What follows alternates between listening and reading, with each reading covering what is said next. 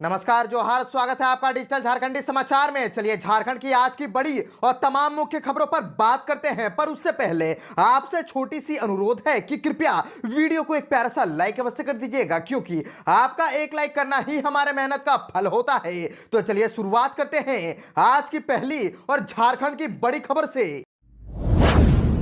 इस वक्त की बड़ी खबर झारखंड से आ रही है, जहां पर झारखंड में मैया सम्मान योजना को लेकर के महिलाएं हो गई है आग बबूला। हेमंत सोरेन के पोस्टर में लगा रही हैं आग, और मैया सम्मान राशि नहीं मिलने से महिलाओं में आक्रोश आ गया है। अंचल कार्यालय के बाहर रोड जाम, कहा पैसे सबको दीजिए या फिर किसी को नहीं। दरअसल धनबाद में कई लाभुकों को मैया सम्मान की राशि नहीं मिलने से महिलाएं खाखा नाराज है। महिलाएं अंचल कार्यालय पहुंची और यहां कर्मचारियों को ना देख भड़क उठी। इसके बाद सभी ने रोड जाम कर दिया और मैया सम्मान योजना का पोस्टर फाड़ करके सड़क पर आगजनी की। और आपको बताते चले कि महिलाओं का कहना है कि उन्हें राशि क्यों नहीं मिली है, बताने वाला भी कोई नहीं है। या तो मैया सम्मान राशि सबको मिले या फिर किसी को नहीं मिले। आपको बताते चले कि इधर अंचल कार्यालय में पहुंची कई युवतियां इतनी उग्र हो गई कि अंचल कार्यालय के बाहर लगे सरकार की महत्वाकांक्षी योजना मुख्यमंत्री मैया सम्मान योजना का पोस्टर भी फाड़ दिया और पोस्टर को सड़क पर फेंक करके छोटे छोटे टुकड़े कर जला दिया। इतना ही नहीं, महिलाओं ने आगे इससे भी बड़े आंदोलन की चेतावनी दे दी है। सड़क जाम और पोस्टर जलाने तक प्रशासन का कोई भी अधिकारी वहां मौजूद नहीं था। आपको बताते चले कि महिलाओं ने कहा कि झारखंड सरकार योजना को आधी महिलाओं में बांट रही है और आधी को नहीं दे रही है। अगर लाभ देना है तो सभी महिलाओं को दे, नहीं तो बंद कर दे। वहीं विरोध प्रदर्शन में शामिल युवतियों ने कहा कि हम सब पिछले 4-5 दिनों से कॉलेज छोड़ करके यहाँ पर आ रहे हैं और कर्मचारी गायब है। हम लोग सरकार को चेता रहे हैं कि हमें परेशान न करे, नहीं तो इससे भी बड़ा आंदोलन करने पर विवश होंगे। और रांची में महिलाओं को बुला करके राशि दी गई और हमें फॉरम में हुई गलती तक बताने वाला कोई नहीं है।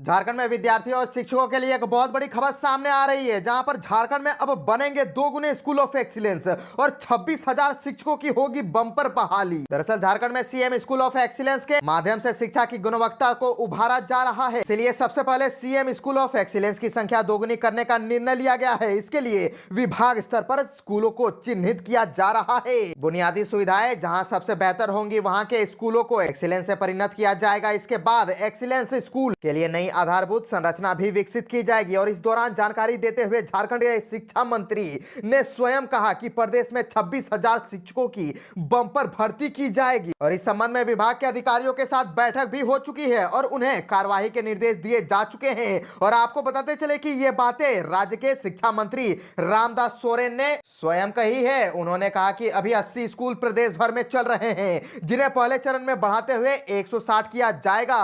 प्रयास होगा कि अगले 2 साल में इस लक्ष्य को हासिल कर लिया जाए। इसके बाद इसकी संख्या और बढ़ाने पर विचार किया जाएगा। इसके अलावा 5,000 स्कूलों को सीबीएसई पैटर्न के आधार पर विकसित किया जाएगा। इसके लिए अगले 5 साल का लक्ष्य रखा गया है। शिक्षा मंत्री ने कहा कि सीएम एक्सीलेंस स्कूल और सीबीएसई में परिणत होने वाले स्कूलों में एनसीईआरटी की किताबें चलेंगी। इसमें जनजातीय और क्षेत्रीय भाषाओं के साथ झारखंड से संबंधित विषय को सिलेबस में शामिल किया जाएगा।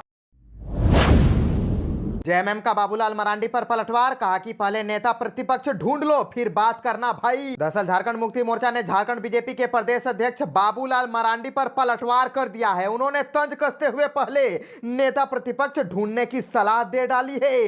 दरअसल झारखंड मुक्ति मोर्चा साहेबगंज ने एक अखबार का कतरन शेयर करते हुए कहा कि आपको अभी तक समझ नहीं आ रहा है कि झारखंड की जनता ने आपको सिरे से नकार दिया है, फिर भी आप ले दे करके कूटनीति वाली राजनीति कर रहे हैं। यह अबुआ सरकार जो कहती है वह करती है। पहले अपने पार्टी का नेता प्रतिपक्ष ढूंढ लो फिर बात करना भाई। और आपको बताते चले कि दरअसल बाबूलाल मरांडी ने सोशल मीडिया पर पोस्ट कर लिखा था कि राज्य में सम्मान के नाम पर सुरक्षा से खिलवाड़ हो रहा है। झारखंड के 25 वर्षों के इतिहास में ऐसी बदतर आर्थिक स्थिति कभी देखने को नहीं मिली। राज्य में जिस प्रकार से हत्या, लूट, बलात्कार, चोरी, डकैती की घटनाएं हो रही है, ऐसे में पुलिस की पेट्रोलिंग को बाधित करना राज्य को अपराध के मुंह में धकेलने जैसा है। झामुमो साहेबगंज के अलावा पार्टी प्रवक्ता डॉक्टर तनुज खत्री ने भी अब तक नेता प्रतिपक्ष न बनाने को लेकर के हमला बोला है। उन्होंने अपने सोशल मीडिया हैंडल एक्स पर बीजेपी पर तंज कसते हुए लिखा है कि दुनिया की सबसे बड़ी पार्टी झारखंड में अपना विधानसभा का नेता सुप्रीम कोर्ट के निर्देश के बाद बनाएगी। झारखंड से और एक बड़ी खबर आ रही है, जहां पर एचएमपीवी के बढ़ते खतरे के बीच झारखंड में अलर्ट, बुलाई गई इमरजेंसी मीटिंग, लोगों से भी की ये अपील। और झारखंड में चीनी वायरस का सर्विलांस तेज करने के निर्देश। हेल्थ सेक्रेटरी ने कहा कि जिनका ऑक्सीजन लेवल 80 से नीचे, उन्हें एचएमपीवी संदिग्ध मान करके सैंपल ले। दरअसल देश में एचएमपीवी के बढ़ते मामले को देखते हुए केंद्र सरकार ने राज्यों को श्वसन रोगों की निगरानी बढ़ाने की सलाह दे डाली है। इसके बाद झारखंड के स्वास्थ्य विभाग ने इन्फ्लुएंजा व रेस्पिरेटरी निमोनिया का सर्विलांस तेज करने का निर्देश दिया है। इधर हेल्थ सेक्रेटरी अजय कुमार सिंह ने रिम्स निदेशक और राज्य के सभी सिविल सर्जनों के साथ अहम बैठक की और जहां निर्देश देते हुए कहा कि इन्फ्लुएंजा और सांस के मरीजों की मॉनिटरिंग करें। जिसका ऑक्सीजन लेवल 80 से नीचे जा रहा है, उन्हें एचएमपीवी संदिग्ध माने। रिम्स में फिलहाल जांच किट नहीं है, लेकिन 2 दिन में उपलब्ध हो जाएगा। उन्होंने कहा कि अगर वायरस म्यूटेट होती है तो सैंपल की जीनोम सीक्वेंसिंग भी कराई जाएगी। उन्होंने कहा कि अभी जिले रिम्स को सैंपल भेजे, रिम्स से एनआईवी पुणे भेजेगा। और आपको बताते चले कि एचएमपीवी को लेकर के झारखंड अलर्ट जरूर हो गया है, पर इसकी तैयारी पूरी नहीं है। तो स्वास्थ्य मंत्री डॉक्टर इरफान अंसारी प्रेस विज्ञप्ति जारी कर रहे हैं कि झारखंड किसी भी स्वास्थ्य आपातकाल का प्रबंधन करने में पूरी तरह से सक्षम है। यूपी की तर्ज पर झारखंड में होगी अब डीजीपी की नियुक्ति। हेमंत सरकार ने ले लिया है बड़ा फैसला। दरअसल झारखंड में पुलिस महानिदेशक की नियुक्ति उत्तर प्रदेश की तर्ज पर की जाएगी। इस बाबत चयन और नियुक्ति नियमावली को मुख्यमंत्री हेमंत सोरेन की अध्यक्षता में हुई कैबिनेट की बैठक में स्वीकृति प्रदान की गई और बैठक में कुल 9 प्रस्तावों पर मोहर लगाई गई है। इसमें झारखंड विधानसभा का बजट सत्र 24 फरवरी से शुरू करना भी शामिल है। 3 मार्च को आगामी वित्त वर्ष का वार्षिक बजट विधानसभा में पेश किया जाएगा। बजट सत्र 27 मार्च तक चलेगा और पिछले वर्ष भी 3 मार्च को ही बजट पेश किया गया था। और आपको बताते चले कि राज्यपाल की सहमति मिलने के बाद अंतिम तौर पर बजट सत्र से संबंधित कार्यक्रम की अधिसूचना जारी की जाएगी। और प्री बजट कार्यशाला के लिए डॉक्टर सीमा अखौरी को नॉलेज पार्टनर बनाने का निर्णय। बैठक में प्री बजट कार्यशाला के आयोजन को लेकर के संत जेवियर्स कॉलेज की सहायक प्रधान अध्यापक को मनोनीत किया गया है। और कैबिनेट ने झारखंड ऊर्जा विकास निगम लिमिटेड तथा इसकी अनुषंगी कंपनियों में वन निदेशक एवं निदेशक के पदों पर नियुक्ति हेतु किए गए प्रावधानों में संशोधन करते हुए इनकी सेवानिवृत्ति की उम्र 65 वर्ष करने पर सहमति प्रदान की है। कार्यकाल पूर्ण होने से पहले हटाए जा सकेंगे। डीजीपी राज्य कैबिनेट ने उत्तर प्रदेश की तर्ज पर प्रदेश के पुलिस महानिदेशक के चयन को लेकर के नियमावली को स्वीकृति प्रदान कर दी है। चलिए बात कर लेते हैं झारखंड के मौसम की। तो झारखंड में अगले 3 दिनों तक पारा 4 डिग्री तक गिरेगा और झारखंड में बर्फीली हवाओं से फिर लौटेगी ठिठुरन।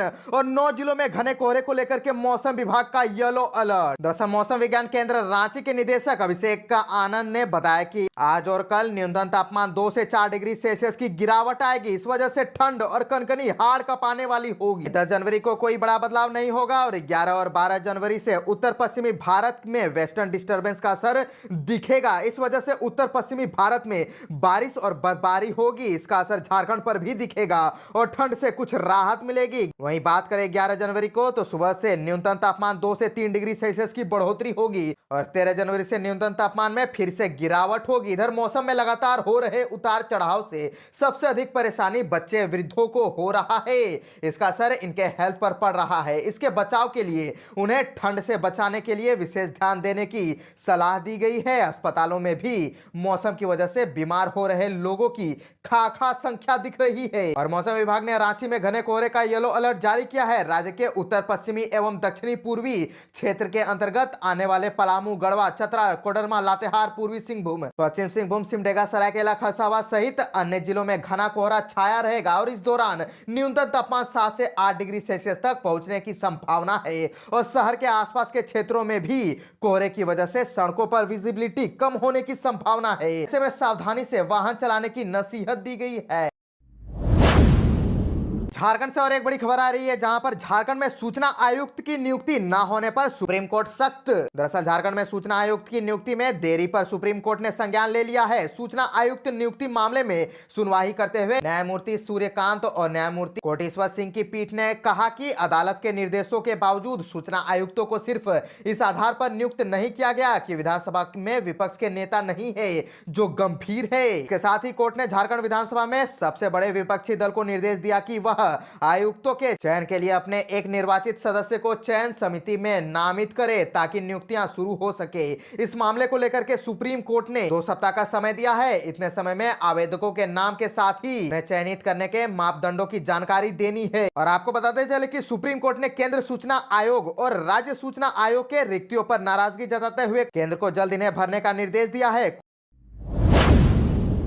रामगढ़ में ड्राइवर समेत 4 बच्चों की मौत, स्कूली बच्चों से भरे ऑटो पर पलटा ट्रक। दरअसल रामगढ़ में गोला स्थित मथुआ टाण के पास स्कूली बच्चों से भरे ऑटो का एक्सीडेंट हो गया। इस हादसे में ऑटो चालक और गुडविल मिशन स्कूल तिरला के 3 बच्चों की मौके पर ही मौत हो गई। वहीं कई बच्चे घायल हो गए हैं। एक्सीडेंट होते ही वहां पर चीख पुकार मच गई। आसपास मौजूद लोग भागे भागे मौके पर पहुंचे और तत्परता दिखाते हुए घायल बच्चों को निकाला। सभी घायलों को गोला के सामुदायिक स्वास्थ्य केंद्र में भर्ती कराया गया है। और आपको बताते चले कि जानकारी के मुताबिक आलू लदा एलपी ट्रक बोकारो से गोला की ओर आ रहा था। इसी दिशा में स्कूली बच्चों से भरा ऑटो भी आ रहा था। इसी दौरान ट्रक ने ऑटो को पीछे टक्कर मार दी। इसके बाद अनियंत्रित ट्रक ऑटो पर ही पलट गई, ट्रक की चपेट में आ गए। घटना के बाद बड़ी संख्या में लोग जुट गए, सड़क जाम कर दिया। इसके बाद मौके पर पहुंची पुलिस लोगों को समझाने में जुट गई। वहीं पुलिस को धीरे धीरे खाली कराने का प्रयास किया गया। झारखंड हाईकोर्ट में हाजिर हुए डीजीपी और डीजी होमगार्ड जवानों की अवमानना याचिका ड्रॉप। झारखंड हाईकोर्ट के जस्टिस डॉक्टर एसएन पाठक की अदालत ने होमगार्ड जवानों को समान काम के बदले समान वेतन देने के मामले में दायर अवमानना याचिका पर सुनवाई की। इस दौरान डीजीपी अनुराग गुप्ता और डीजी होमगार्ड अनिल पाल्टा अदालत में सशरीर उपस्थित हुए। अदालत ने पक्ष सुनने के बाद अवमानना याचिका ड्रॉप कर दी। अदालत ने कहा कि चूंकि राज्य सरकार ने आदेश के खिलाफ अपील याचिका दायर की है, इसलिए होमगार्ड के जवानों का एरियर सरकार की ओर से दायर अपील याचिका के फैसले पर निर्भर करेगा। हालांकि होमगार्ड को वर्तमान में बढ़ी हुई सैलरी का भुगतान होता रहेगा।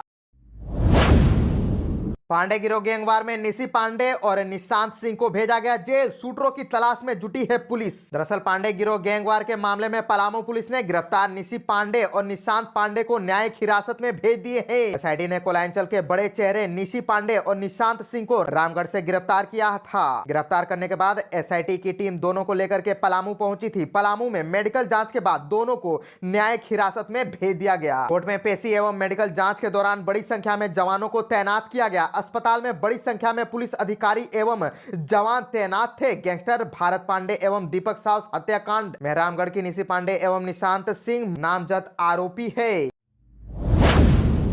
राज्यपाल ने युवा महोत्सव के लिए झारखंड से चयनित युवाओं से किया संवाद। राज्यपाल संतोष कुमार गंगावर ने राजभवन में 28वां राष्ट्रीय युवा महोत्सव 2025 के लिए झारखंड से चयनित प्रतिभागियों से संवाद किया। उन्होंने सभी चयनित प्रतिभागियों को बधाई देते हुए कहा कि यह महोत्सव न केवल युवाओं के कौशल और प्रतिभा को प्रदर्शित करने का अवसर है, बल्कि भारत की विविधता और समृद्ध सांस्कृतिक विरासत को भी उजागर करता है। राज्यपाल 28वें राष्ट्रीय युवा महोत्सव 2025 के वाहन को हरी झंडी दिखा करके रवाना किया। 12 जनवरी तक राष्ट्रीय युवा महोत्सव आयोजित है। राज्यपाल संतोष कुमार गंगावर ने कहा कि आप सभी अपना कला, ज्ञान और कौशल को प्रस्तुत कर अपने झारखंड राज्य और देश का नाम रोशन करें, अपनी प्रतिभा से विशिष्ट पहचान स्थापित करें और विकसित भारत के निर्माण में योगदान दें। उन्होंने प्रतिभागियों से संवाद करते हुए युवाओं से स्टार्टअप से संबंधित विचार साझा किए और राज्यपाल ने युवाओं को प्रेरित किया कि वे रचनात्मक सोच और समाधान आधारित दृष्टिकोण अपना करके राष्ट्र निर्माण में भूमिका निभाए। राज्यपाल के अपर मुख्य सचिव डॉक्टर नितिन कुमार मदन कुलकर्णी ने प्रतिभागियों को बेहतर पीपीटी प्रस्तुत करने के महत्वपूर्ण सुझाव दिए।